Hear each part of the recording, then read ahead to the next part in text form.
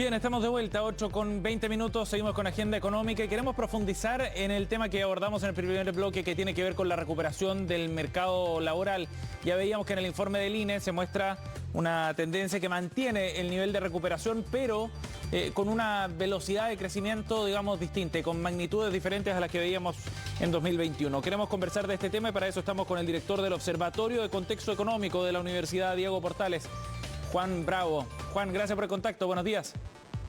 Buenos días, Sebastián. Muchas gracias por la invitación. Gracias por conversar con nosotros. Juan, partamos por una definición primero que sería bueno aclarar, porque hay cifras distintas. ¿Cuántos puestos de trabajo quedan por recuperar para volver a los niveles prepandemia, para volver al mercado laboral del 2019? Claro, una primera cifra y una primera meta, uno diría también, es primero poder recuperar el mismo número de empleos que teníamos justo antes que empezara la pandemia. Ajá. Eso significa alcanzar el mismo número de ocupados que teníamos al trimestre diciembre 2019, febrero 2020. Eso es justo antes de la pandemia, y para lograr ese primer objetivo nos faltan 228.000 empleos. ¿Ya? Eso es como un primer objetivo. Ahora, como la población ha crecido en el tiempo, ¿cierto? Ha seguido aumentando en estos 2 años. Entonces, un segundo objetivo es que uno debería recuperar la tasa de ocupación. ¿Qué significa eso?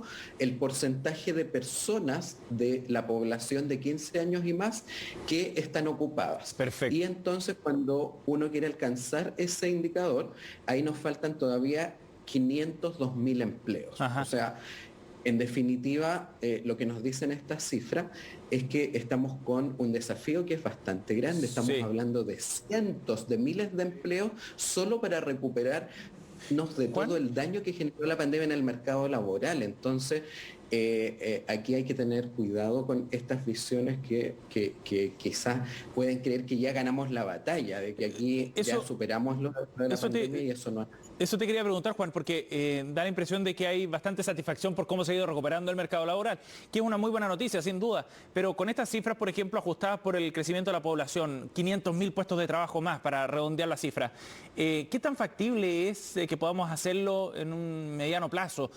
Pensando sobre todo en las proyecciones de crecimiento económico mucho más bajas que tenemos para este 2022.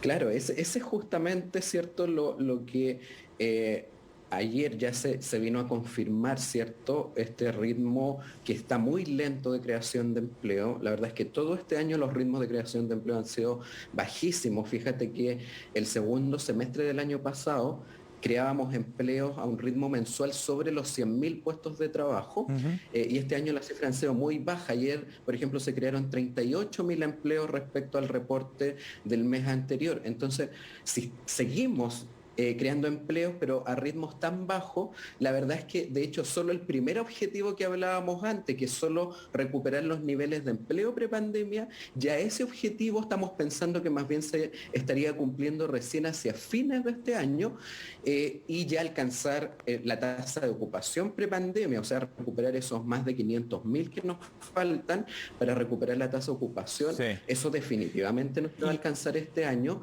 y vamos a ver, porque si es que el próximo, porque con las proyecciones de crecimiento que apuntan a que el próximo año la economía estaría prácticamente estancada, claro, la verdad es que se ve muy difícil que incluso que para el próximo año podamos recuperar, ¿Juan?, esos niveles de empleo. Sí, ¿y dónde crees tú que debería estar el foco entonces desde las políticas públicas, desde lo que puede hacer el gobierno, el Estado más bien, para poder avanzar en esta recuperación?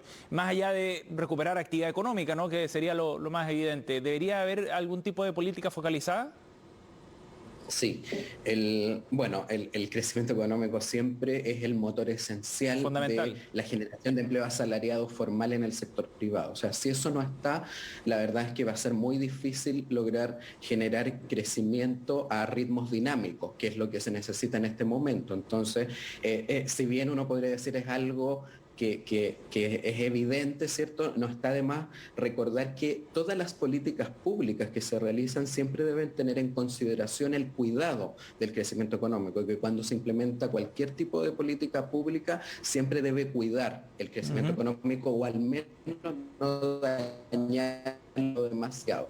Ahora, claro que hay políticas que pueden contribuir. De hecho, por ejemplo, el IFE laboral que está operando en este momento, fíjate que de todas maneras está ayudando. Por ejemplo, cuando uno ve, si bien se crean pocos empleos, de esos 38.000 empleos que hablábamos que se crearon en el último mes, 36.000 son formales y solo 2.000 son informales. O sea, a pesar que se crea poco empleo, de todas maneras está permitiendo que sea el empleo formal el que lidere esa creación de empleo. Sí. Pero si bien esas políticas son importantes y ayudan, ha perdido dinamismo también el mismo IFE laboral justamente por la desaceleración económica. O sea, claro, también los subsidios pierden eficacia cuando la economía se desacelera. El IFE laboral el año pasado creaba muchos más puestos de trabajo porque había más necesidad de realizar actividades Juan, económicas y por lo tanto de contratar más empleo. Entonces sirve, pero la eficacia se va perdiendo también. Ese punto es bueno porque se entendía el IFE como una forma de incentivar también una transición desde un año excepcional donde muchos recursos llegaron por la vía de los retiros, ¿no? Y de inyecciones de liquidez directas desde el Estado para poder transitar hacia un mercado laboral, digamos, más normal, más sostenible en el tiempo también. ¿Debería fortalecerse un mecanismo de este tipo para generar mayor incentivo a la contratación o ya perdió el sentido, digamos, el IFE laboral en ese contexto que describía? Sí, claro, el IFE laboral efectivamente pierde eficacia cuando el crecimiento es bajo, pero eso no significa que no tenga ninguna utilidad. O sea, está aportando de hecho, si no estuviera, hoy día virtualmente no estaríamos creando empleo. Eso sería más o menos las cifras que estaríamos contando hoy día, que el empleo está estancado y que no estamos avanzando.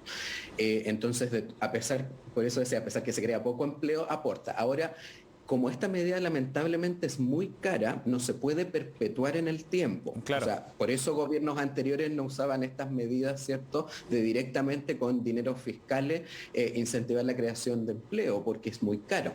Pero lo que sí se puede hacer es que uno la puede focalizar en grupos más específicos. Ya lo ha hecho en parte el gobierno. Por ejemplo, la última extensión que anunció la focalizó en mujeres, en personas jóvenes, en personas de 55 años y más, y en discapacitados. Y eso es correcto, porque son grupos que efectivamente están un poco más, o bastante más rezagados en realidad, que el promedio de la población. Entonces tú tienes que focalizar en esos grupos, pero a mi juicio, lo que falta es focalizar aún más. Por ejemplo, en las mujeres, un ejemplo bien concreto.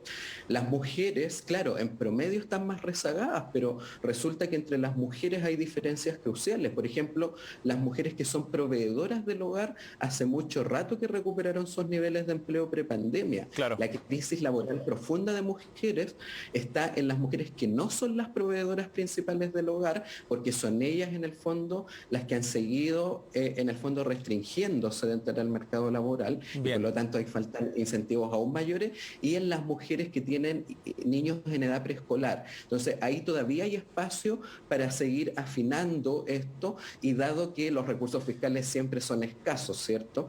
Entonces hay espacio ahí para focalizar todavía más y de mejor manera y hacer más eficiente el uso de los recursos públicos. Y ahí tenemos algunas luces también de los grupos específicos entonces a los que hay que poner más atención. Juan, muchísimas gracias por conversar con nosotros para darle contexto a los números que conocimos ayer. Encantado, muchas gracias, Sebastián. Gracias. Que tengas un buen día. Igualmente, chao. 8:29, cerramos Agenda Económica. En minutos volvemos con Noticias Express junto a Fresia Soltov. Que tengan un